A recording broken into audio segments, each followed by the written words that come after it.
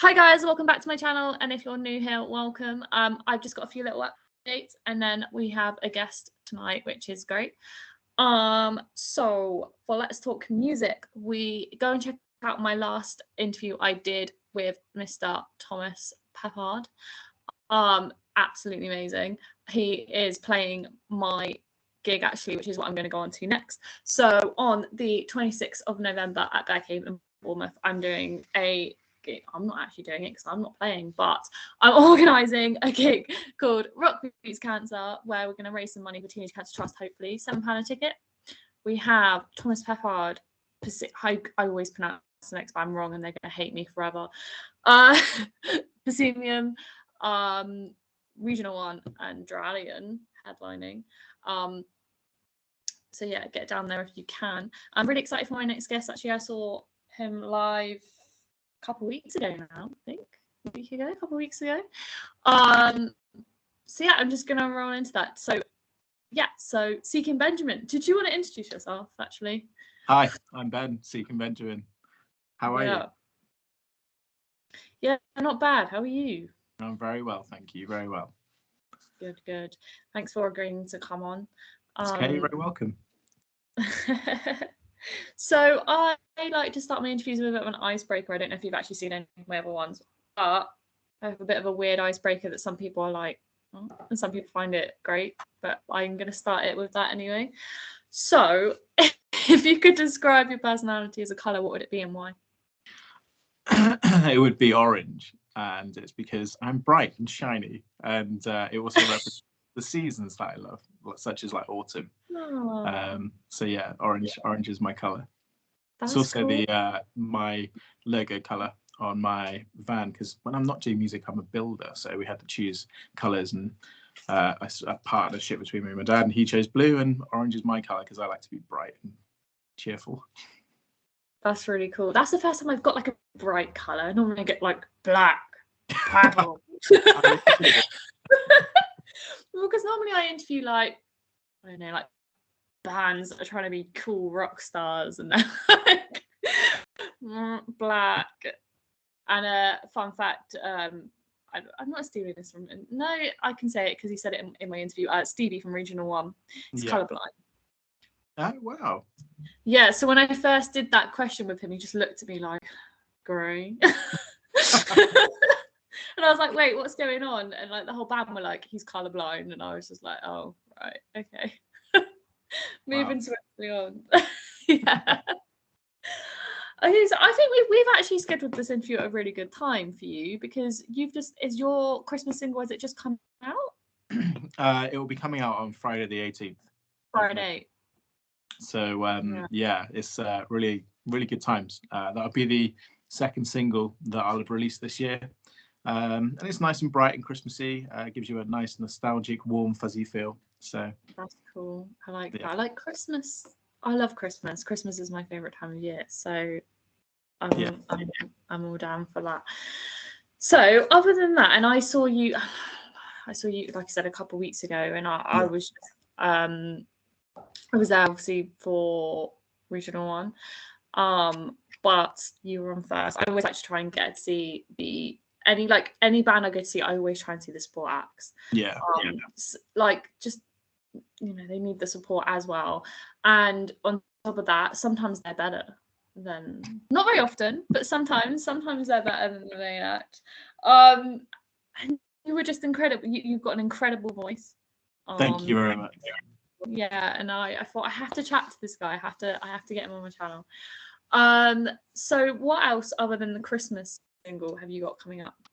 So there'll be another single coming out in January, which called Did You Fly? And then there'll be the EP, which is called Temporary Lovers, which comes out in March.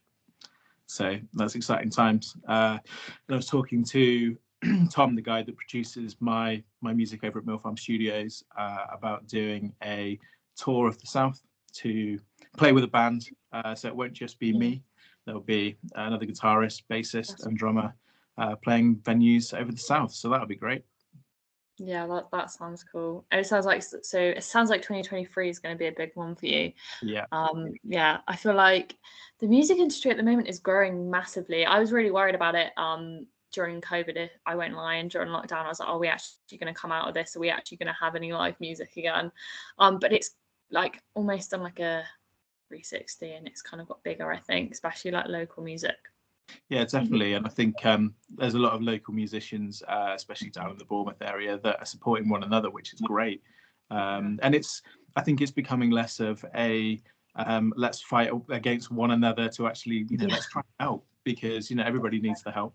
Regional One have been really great to me. So I really appreciate their help. They're really great lads. So yeah, they are great. I get so much stick. I mention them every video. I can't help it though. They are great. But obviously I do get fans of like Let's Talk Music, like, oh, you mentioned them, and I'm like, yeah, moving on. Well, that's fair enough. They deserve a mention. So they definitely do.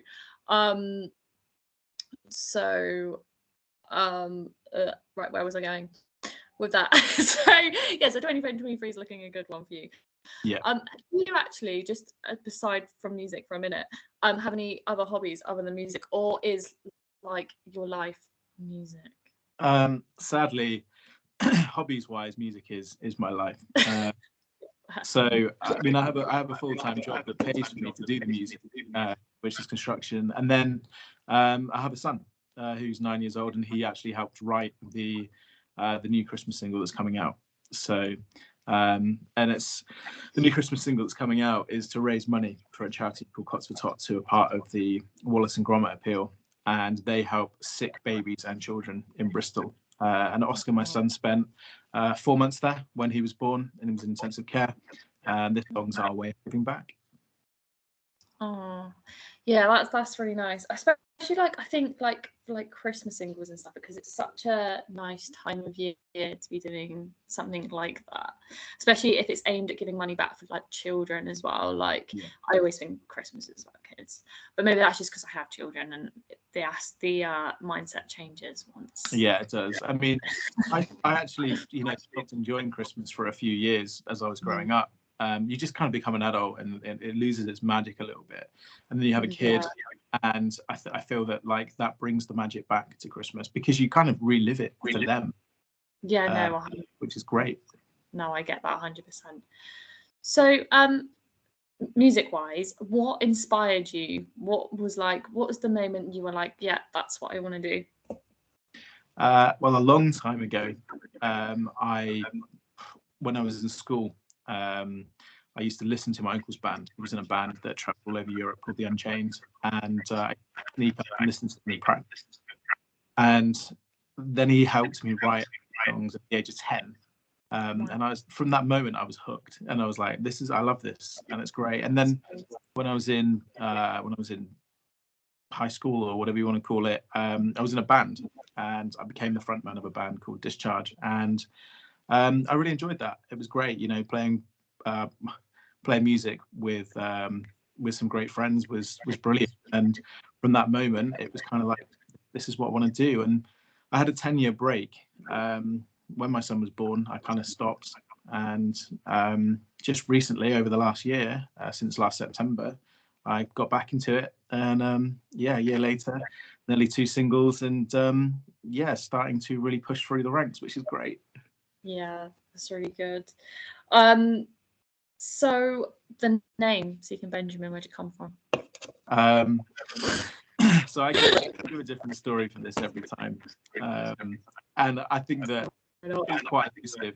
I've given I used to work in construction, and I used to go and hide, and people used to try to find me. And there's that one, or there's the whole soul-seeking one, or Seeking Benjamin, or I was lost in a jungle, and they couldn't find me for weeks, and that's where I came from. So feel free to do your own version of what Seeking Benjamin is, but it will remain a mystery. So. Yeah. Sorry, I heard a weird bang from upstairs. I live in a flat block, and I was just like, what's going on? It's past Halloween, so it can't be ghosts. Yeah, I was like, what's going on? What's going on? Okay, cool. I like the name though. I think it's unique because you could have just called yourself, really. Like, yeah, I could have done. One of the reasons inspired me for changing it was because there's already an artist called Benjamin Francis Leftwich, who is a great musician. He's been around for 10 years. And he has, certainly got a lot more presence than I have right now. I say right now, we all hope that, one day I'll be the name, and that's great. But I had to come up with something different just so that I could kind of, get people to differentiate between me and him. I mean, I think it's nice to have a different stage name sometimes. I think because I mean, this is probably coming from someone who does acting, so like being like yourself on stage is great, but I think you have to have that little bit of element of being something else to a small degree. Because I don't know, I'm not a musician, so maybe I'm just talking a load of rubbish. But I was having a chat with Simon last week from One, and he was saying about when he puts the makeup on, he's kind of steps into the zone. And mine's the same. I put on the outfit that I play a gig with, and it's kind of like I go from being little old Ben that is just normal me, and I become the musician, and I go out and try and give the best show I can. No, that's good. I like that. So is there anything that stood out for you? Is there anywhere you've played that you or a band you watched, or any kind of anything in the music industry recently that stood out for you that you want to mention? Three things. Playing the Madding Crowd gig the other week was amazing because of the atmosphere and the people that responded to my music, and it's probably the biggest venue I've played so far in the last year. And so that's that. Am I going all fuzzy? A tiny bit.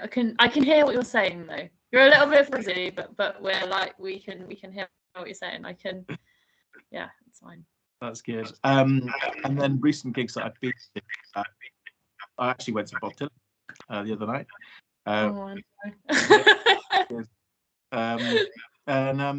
It was nice to see the amount of respect that one musician has got. The standing ovation. Everybody was silent while he was singing. They waited for him to finish a song to come and get a drink or whatever, and it was that, and it was the 5-minute round of applause at the end, and he came back and he bowed and then left again, and people I think were expecting him to play another, and it was like, the guy's 81, let him go and have so that stood out for me. But I've also seen another couple of legends this year. I went and saw the Rolling Stones at Hyde Park, and they were incredible. Wow. So they were great. They were just overall entertaining, and all ages loved them. It's the only big place that I've been to where everybody in bars, like the queues for merch or wherever they were all dancing whilst listening to them, which was amazing. And then watching Pearl Jam as well. That was great because Eddie Vedder's a big hero of mine. So getting to see Pearl Jam was amazing. That's incredible. Yeah. I mean, I was working, as you know, the Bob Dylan gig, and I've worked other things as well, similar. But it was just such a nice atmosphere. No one was horrible to me. No one was like, and I was waiting for the because as you would know, but these guys wouldn't. I was the phone police. I had to put your phone in a case and be like, sorry, can't have your phone in there. And I was waiting for the abuse and the no, I'm not doing that. But everyone was just like, yeah, that's okay, cool, fine, like really chill. And as they came out, they were just like, oh, it was amazing, like one of the best gigs I've been to. And I was just like, yeah. Nice, easy night for me, as well as like you guys enjoying it, which is really nice. That was really, really good. Yeah. So a question I like to ask people, that is if you could give one piece of advice to budding musicians out there, what would it be? It would be to just stick at it and work hard. If you want something, keep chasing it and don't be deterred. It will eventually work. I've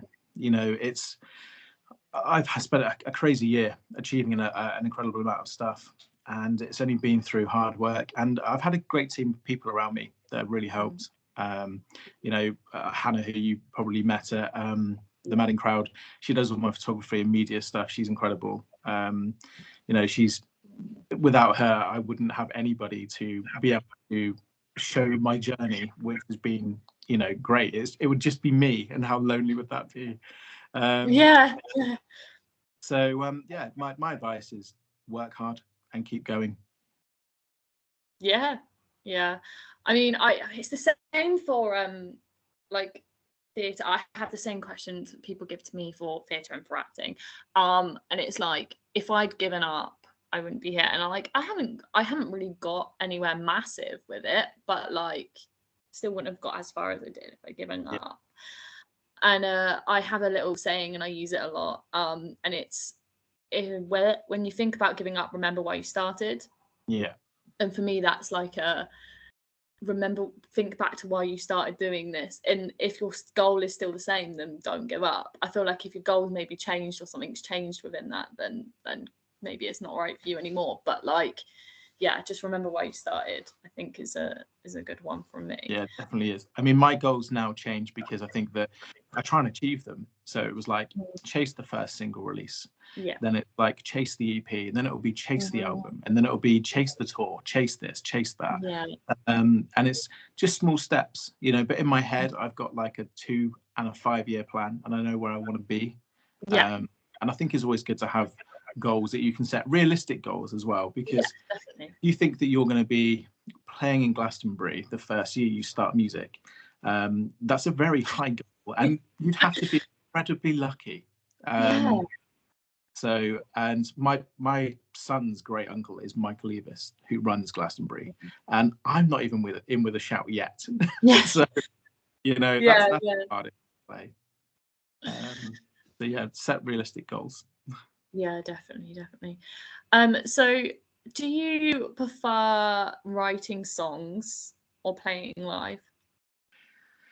It's a bit of both. Writing it is my release. Normally they're quite emotional.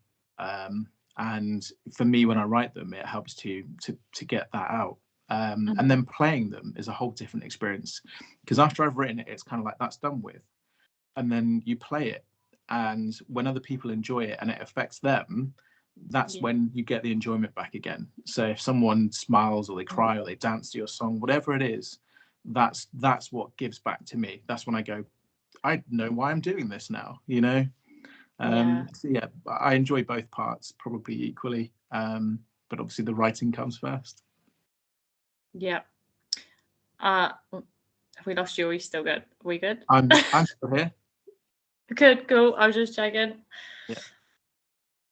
Okay, cool. So before we wrap it up towards the end, have you got any bands you want to give a shout out to at the moment? Local or big, whatever. Artists, bands, any kind of thing. Yeah, I have. To be fair, let's not forget Regional One again. So, those boys, because they're incredible, and they are incredibly helpful. You know, they're a great bunch of lads, and I hope that we spend a lot more time together. So them.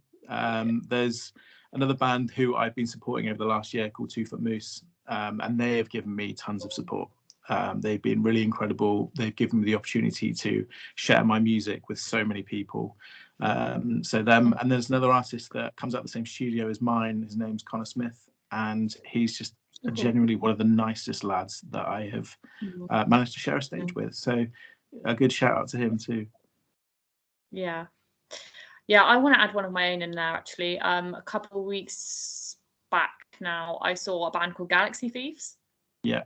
And I'm hoping to get them on here actually, but they're doing really, really well at the moment. Absolutely epic. I didn't expect much from them, if I won't lie to you, but if you get a chance, do check them out. But yeah, they were a support band at a band that I was actually seeing someone else, and they just were incredible. So yeah, if anyone gets a chance who's watching to check Galaxy Thieves out, they're doing really well. So just to wrap this interview up a little bit, where can we find you? And what have you got coming up next and all that kind of jazz? So social media wise, you can find me on Instagram, Facebook, my own website and stuff. But locally wise, I'll be playing, I'm actually doing a couple of Christmassy things. So I'm doing a Christmas light switch on in Gillingham and Dorset. That's my next one. And then I'm doing a Christmas cafe, acoustic cafe down in Abbotsbury in Dorset, and then I think I've got a few more, but they'll be on my events page if you go to www.seekingbenjamin.co.uk. Cool. I will put your website in the description in the video. Sweet. Thank you very much. But saying that, if my friend's watching, my friend lives in Gillingham in Dorset, so if you're watching, she'll know who she is if she's watching. Yeah, so Christmas light switch on down there. That's cool. So the Christmas thing is the biggest thing coming out for you at the moment, I'm guessing. Yeah, it is. Yeah, big thing. 18th of November. You know, it's going to be great. It's really catchy. I've showed a few people and they're really enjoying it already. It's being played on quite a few local radio stations. So yeah, listen out. It's called Santa Leaves Something for Me. So yeah. That's epic, and it's great that you managed to get your son involved in that as well. I think that's really cool. Yeah, he loved it. Cool. So I think that's it from me. Unless there's anything you want to add at all. No, just thank you very much for having me on. It's been an absolute pleasure. And my interviews, I like to try and keep kind of like short, sweet. People get to know you a little bit better, but not too long that people are like, oh, I can't bother to finish watching this anymore. Apart from the one I did with Tom Peppard, because he just talks for England, that guy. So yeah, I thank you for coming on. Honestly, I think you're incredible. I think people really need to check you out. Thank you. I'm definitely going to check out the Christmas single. I love Christmas. So yeah, then thank you for coming on. Thank you guys at home for watching. Yet again. And thank you for continue support, continue watching, continue following me. Yeah, it's been incredible. The support I've had for Let's Talk Music in the last couple of months has just grown massively. So thank everyone for that. Again, I'm just going to say 26th of November, Rock Beats Cancer, be there if you can. I have got a live stream coming up talking about that with Regional One. And Duranian are coming on the channel very soon. So keep an eye out for that. Keep on playing, keep on listening, and I'll see you guys soon.